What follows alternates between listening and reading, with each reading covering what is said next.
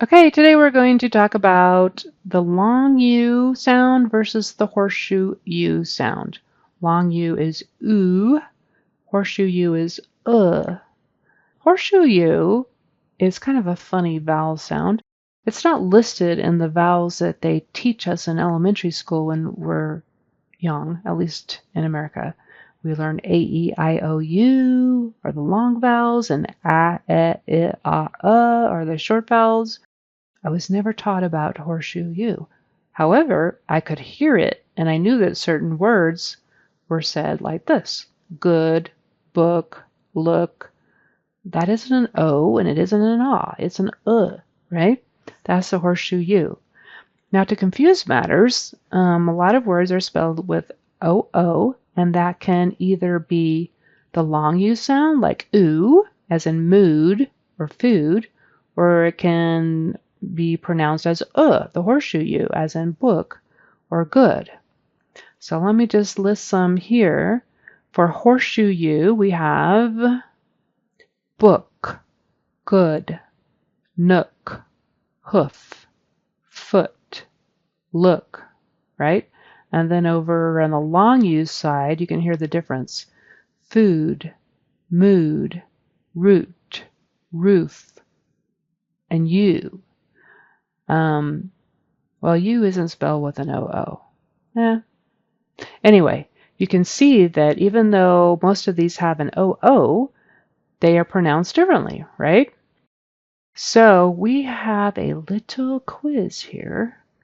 First, pause this and read it by yourself and see if you can get the right pronunciation of these OO words. All right, now I'm going to read it and you see if you got them correctly. In the corner of the old cabin, Lucy found a good nook where she could hide with her book. The walls were made of rough wood, and the roof creaked every time the wind blew. It was a little spooky, but she liked it that way. The mood of the night was gloomy. Outside, under the thin light of the moon, she could hear the distant hoof-beats of a wandering deer. She curled her foot tighter beneath her and tried to focus on the story, but every little look toward the shadowy corners of the room made her heart pound. Beside her, a basket of food sat untouched. She wasn't hungry any more. A creeping vine had broken through a crack in the wall, its root twisting its way across the floor. Lucy smiled. Soon, she thought, this whole cabin would be swallowed by the woods. And that, somehow, made this little nook feel even more like her own secret world.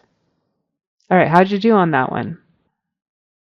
Okay, so the next story, we also have some OO words. Some are and some are oo. Let's see if you can pause the video and read these.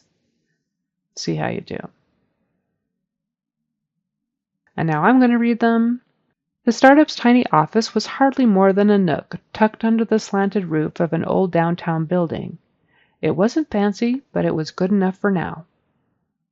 Carla sat with one foot propped on a low stool, flipping through a book about business growth strategies. The team's mood was focused, determined, even if their surroundings felt a little too gloomy on rainy days. A tray of food sat untouched on the break table. There was too much work to do. Carla took a deep look around the room, feeling a surge of energy.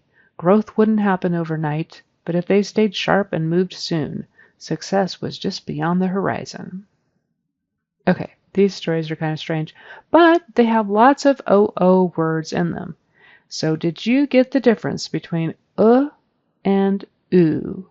If you don't understand the difference, I have more information on the other videos, such as practicing the long U or practicing the horseshoe U, so you can look those up. But this was just a little test to see if you could do them while reading. If you liked it, please subscribe. That's all for today. You can also visit my website, clarityAccent.com. Thanks.